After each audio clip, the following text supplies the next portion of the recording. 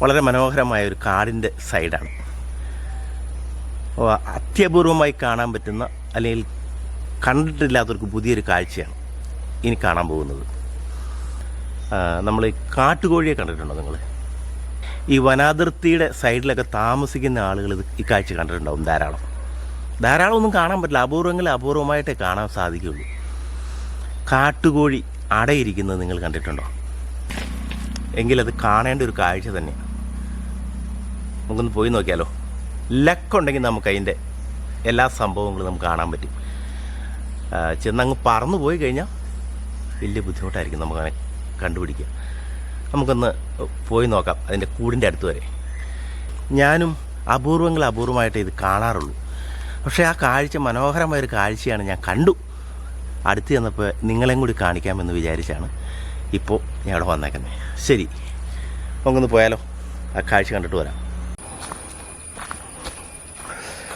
ഈ വനത്തിൻ്റെ അതിർത്തിയാണ്, ഒരു പറമ്പിനോട് ചേർന്നാണ് ഈ സ്ഥലം. അങ്ങനെയാണ് എനിക്കിത് കാണാൻ പറ്റിയത്. സാധാരണഗതിയിൽ അങ്ങനെ കാണാൻ പറ്റുന്നൊരു കാഴ്ചയല്ല. ഇപ്പം നമ്മൾ സ്ഥലത്തെത്താറായിട്ടുണ്ട്. ഇനി നമ്മൾ വളരെ ശ്രദ്ധിച്ച് വേണം അങ്ങ് അടുത്തേക്ക് ചെല്ലാൻ. കാരണം ഒരു പരിധി വരെ അടുത്ത് നിന്ന് കഴിഞ്ഞാൽ അവൻ വിട്ടുപോകും.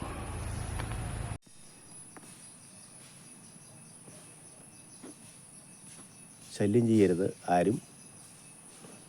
സ്വസ്ഥമായിട്ട് മുട്ടയിട്ട് കുഞ്ഞുങ്ങളെടുത്തുകൊണ്ട് പോട്ടെ. ക്ഷേത്രത്തിൻ്റെ ഒരു മുതലാണ്.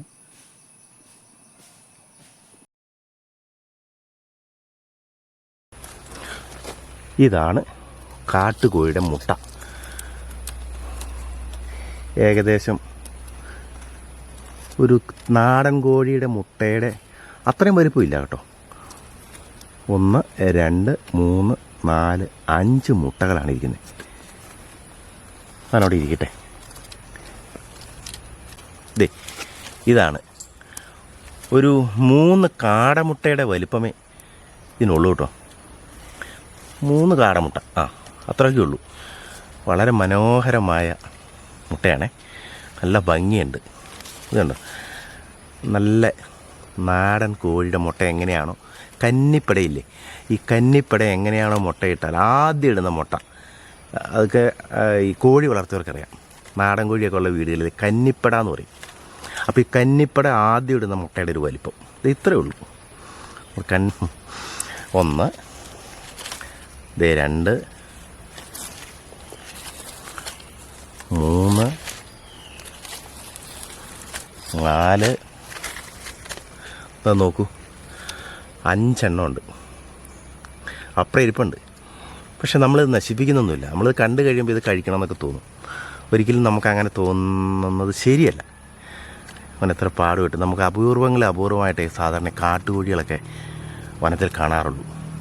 അതങ്ങ് അതിൻ്റെ കുഞ്ഞുങ്ങളൊക്കെ ഉണ്ടാക്കി അത് വിരിയിച്ചൊക്കെ വരാൻ വലിയ റിസ്ക്കാണ്. എന്ന് വെച്ച് കഴിഞ്ഞാൽ ഇത് മറ്റ് പക്ഷികൾ എടുത്തുകൊണ്ട് പോവും, പാമ്പ് എടുത്തുകൊണ്ട് പോവും. അപ്പോൾ അങ്ങനെ ഉണ്ടാവില്ല. അപ്പോൾ തിരിച്ച് നമുക്ക് അങ്ങോട്ട് തന്നെ വെക്കാം. ഇതവിടെ ഇരുന്ന് വിരിഞ്ഞ് കുഞ്ഞാവട്ടെ. അപ്പോൾ ഞാനിത് കുഞ്ഞായി കഴിയുമ്പോൾ നിങ്ങളെ ഞാൻ വീണ്ടും വീഡിയോ എടുത്ത് കാണിച്ചു തരാം. ഇപ്പോൾ നമുക്ക് അപൂർവമായിട്ട് കണ്ടു കിട്ടുന്ന ഒരു അപൂർവ കാഴ്ച ആയതുകൊണ്ടാണ്, ഇത് പുരയിടത്തിനോട് ചേർന്നൊക്കെ ആയതുകൊണ്ടാണ് നമുക്കിത് കാണാൻ പറ്റിയത്. അല്ലെങ്കിൽ ഒരിക്കലും ഇത് കാണാൻ പറ്റില്ല.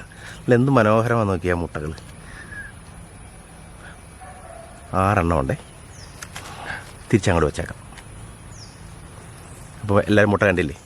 ഇങ്ങനെയാണ്. ഇത് കൈ കൊണ്ട് തൊട്ടാലൊക്കെ കുഴപ്പമില്ലായിരിക്കും. അതുകൊണ്ട് പകുതി പൊരുന്നലായതാണ്. വെയിറ്റൊക്കെ ഉണ്ട്. തിരിച്ച് വെച്ചേക്കട്ടെ. ഓക്കെ. അപ്പോൾ തിരിച്ചവിടെ വെച്ചിട്ടുണ്ട് നമ്മൾ മുട്ട. അവിടെ ഇരിക്കട്ടെ.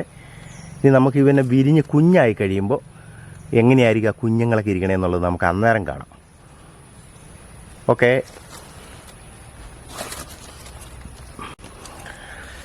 പക്ഷെ ആ മുട്ട ഇരിക്കുന്നതുണ്ടോ, വലിയ കൂട് സംവിധാനമൊന്നുമില്ല.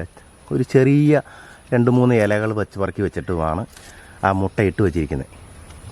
അപ്പം നമുക്ക് നാടൻ കോഴി വയ്ക്കുന്ന പോലെ കൊട്ടയ്ക്കകത്ത് കച്ചിയും അതുപോലെ തന്നെ ഈ കരിയിലയോ വാഴയിലയോ അങ്ങനെയൊക്കെ ചപ്പുകളൊന്നൊക്കെ വെച്ച് പൊരിഞ്ഞിരിക്കുന്നവരല്ല. കാട്ടുകോഴിക്ക് അതൊക്കെ മതിയായിരിക്കും. എനിക്കത്ര കൃത്യമായിട്ട് അറിയത്തില്ല. അവിടെ ഇരിക്കട്ടെ, ആരും ശല്യം ചെയ്യാതെ എൻ്റെയും ഒരു ശ്രദ്ധയുണ്ടാവും. അപ്പോൾ നമ്മൾ കാട്ടുകോഴിയുടെ മുട്ട കണ്ടു. കാട്ടുകോഴിയെ നമ്മൾ ചെന്നപ്പോഴത്തേക്കും പറന്നുപോയി. കുഴപ്പമില്ല, നമുക്ക് അവനെ എപ്പോഴെങ്കിലും കണ്ടുപിടിക്കാം. അപ്പോൾ ഇത് കാണാത്തവർക്കൊന്ന് ഷെയർ ചെയ്ത് കൊടുത്തേരെ. ഇങ്ങനെയാണ് കാട്ടുകോഴിയുടെ മുട്ട. 5 എണ്ണമൊക്കെ കാണാറുള്ളൂ. 3 മുതൽ 5 വരെയാണ് ഈ മുട്ടകൾ സാധാരണ കാണാറുള്ളത്. അപ്പോൾ അടുത്ത വീഡിയോയിൽ നമുക്ക് വീണ്ടും കാണാം. അതുവരെ എല്ലാവർക്കും നമസ്കാരം.